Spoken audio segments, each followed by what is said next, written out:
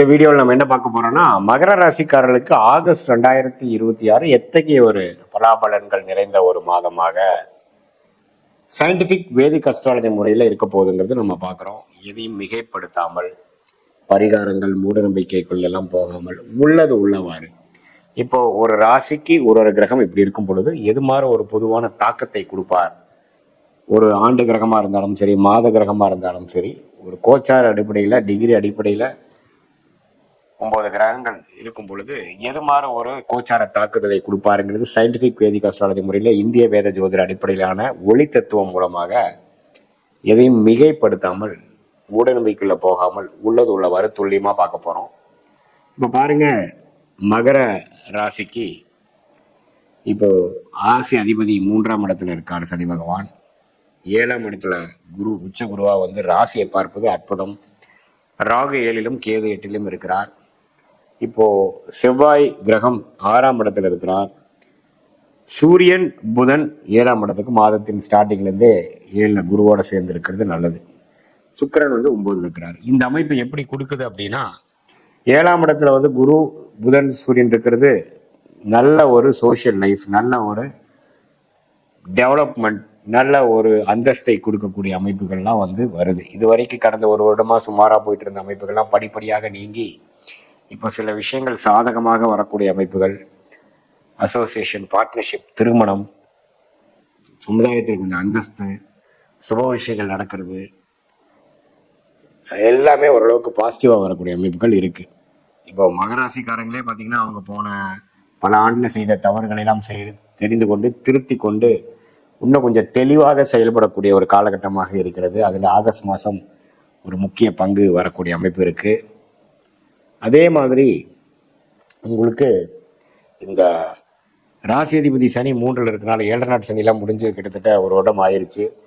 அதை குரு பார்க்கிறார், ராசியவும் குரு பார்க்கிறார், ராசி அதிபதியும் குரு பார்க்கிறார். அப்படிங்கிறப்ப என்ன ஆகும், நமக்கு ஆட்டோமேட்டிக்கா தவறுகளான ஒரு ஹேபிட்ஸ், பேட் ஹேபிட்ஸ் எல்லாமே கொஞ்சம் நீங்கும். சோம்பேறித்தனம், கெட்ட பழக்க வழக்கங்கள் எல்லாமே கொஞ்சம் படிப்படியாக நீங்கி ஓரளவுக்கு நல்லா வரக்கூடிய ஒரு அமைப்பு, நல்லா உங்களுடைய வாழ்க்கை பயணத்தை சீர்திருத்தி கொண்டு வாழ்க்கையில ஜெயிக்கக்கூடிய அமைப்புகள், இது எல்லாமே வந்து கொஞ்சம் கொடுக்கும்.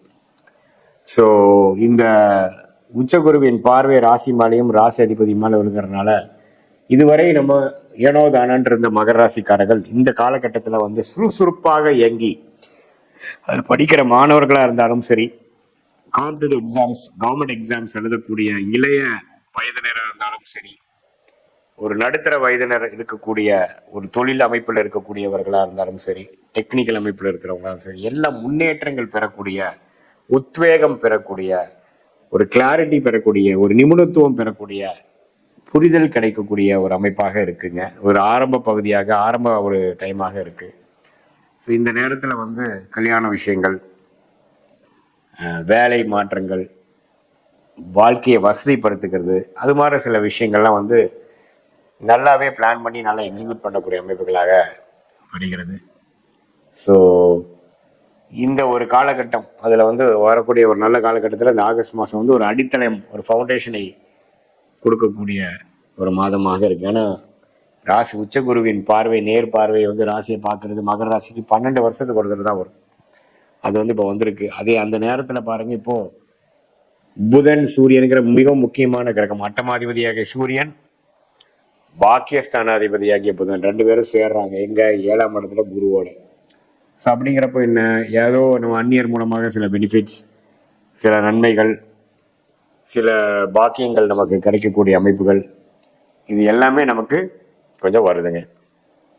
ஸோ இது எல்லாமே வந்து மகர ராசிக்காரர்களுக்கு ஒரு நல்ல ஒரு பலனை கொடுக்கக்கூடிய அமைப்பாக இருக்கு. மற்றபடி 6ஆம் இடத்தில் இருக்கக்கூடிய செவ்வாய் வந்து ருணம் கொடுக்கக்கூடியது, பிரச்சனை கொடுக்கக்கூடியது, உடல் உபாதைகளை கொடுக்கக்கூடியது, திடீர்னு ஏதோ அடிபடுற கொடுக்கக்கூடிய அமைப்புகளும் இருக்கு. ஸோ அதனால நீங்க வந்து கொஞ்சம் செவ்வாய் 6ஆம் இடத்தில் இருக்கிறதுனால கொஞ்சம் கேர்ஃபுல்லா இருக்க வேண்டிய அமைப்புகள் தேவைப்படுது. ஸோ நீங்க வந்து அந்த உடல் உபாதைகள், சூடு, ரொம்ப ரிச் ஃபுட் சாப்பிட்டு அஜீர்ண கோளாறு ஆகுறது, அது மாதிரி விஷயங்கள் எல்லாம் கொஞ்சம் கவனமா இருக்கணும். செவ்வாய் 6ஆம் இடத்துல இருக்கும் பொழுது அது ராசியவே 8ஆம் பார்வையாக பார்க்கும் பொழுது எல்லாமே ஓரளவுக்கு பாசிட்டிவாக தான் இருக்குது சாமி நீங்கள் சொல்கிற மாதிரி. ஆனால் திடீர்னு ஏதோ ஒன்று நடந்துருச்சு அப்படிங்கிற மாதிரி விஷயங்களும் இருக்கக்கூடிய அமைப்புகள் தான் இருக்குது. ஸோ அதனால் அந்த ஒரு விஷயம் நீங்கள் கேர்ஃபுல்லாக இருக்கணும். மற்றபடி ஓரளவுக்கு நல்ல பலாபலன்கள் உள்ள ஒரு அமைப்பாக மகர ராசிக்காரர்களுக்கு 2026 ஆகஸ்ட் மாதம் இருக்குங்க. இது ஒரு பொதுவான பலனை தவிர உங்களுடைய ஜென்ம ஜாதகத்தில் எப்படி இருக்குது, உங்களுடைய லக்னம் என்ன, நீங்கள் பிறந்த தேதி, பிறந்த நேரம், பிறந்த உரை வைத்து உங்களுடைய திருக்கணித பஞ்சாங்கத்தில் ஜாதகத்தை போட்டு சயின்டிஃபிக் வேதிக் அஸ்ட்ராலஜி முறையில் நாம் அதை பார்த்து எது மாதிரி யோகங்கள் உங்கள் ஜாதகத்தில் இருக்குது, எது மாதிரி கர்மா உங்களுக்கு வாழ்க்கையில் நடக்கும், எப்போ எது நடக்கும், எந்த துறை உங்களுக்கு ரொம்ப யோகமாக இருக்குது, எந்த படிப்பு படிக்கலாம், எப்போ கல்யாணம் நடக்கும், எப்போ குழந்தை பேர் வரும், எப்போ வெளிநாடு போகலாம், நமக்கு அந்த அமைப்பு இருக்கா, தொழிலா அல்லது வேலையா, அந்த வேலைன்னு எடுத்துட்டோம்னா ப்ரைவேட் செக்டாரா, கார்பரேட் லைஃபா, அல்லது அரசு சார்ந்த கவர்மெண்ட் ரிலேட்டடான சில ஜாப்ஸா, எந்த துறையில் மெடிக்கல் ரிலேட்டடா, அல்லது டெக்னிக்கல் ஐடியா, அக்ரிகல்ச்சர் அது மாதிரியா, அல்லது பேங்கிங் செக்டாரா, எந்த கிரகம் நல்லா இருக்கோ அதை பொறுத்து வச்சு நம்ம சொல்லலாம்.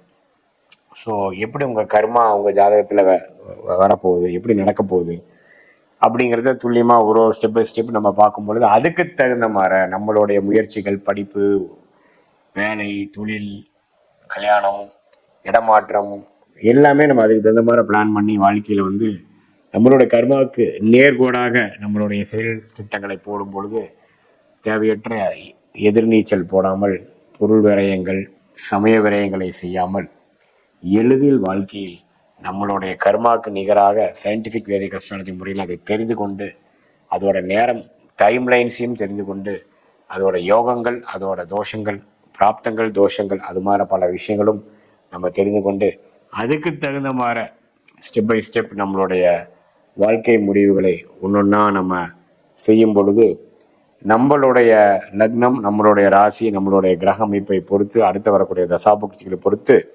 அதுக்கு யோகமான காலகட்டங்களில் யோகமான ஒரு வேலை தொழிலை செஞ்சு தேவையற்ற வீண் விரயங்களை செய்யாமல் வாழ்க்கையில் எதிர்நீச்சல் போடாமல் நேர்கோடையாக சென்ற வாழ்க்கையில் எளிதில் வெற்றி பெற முடியும்.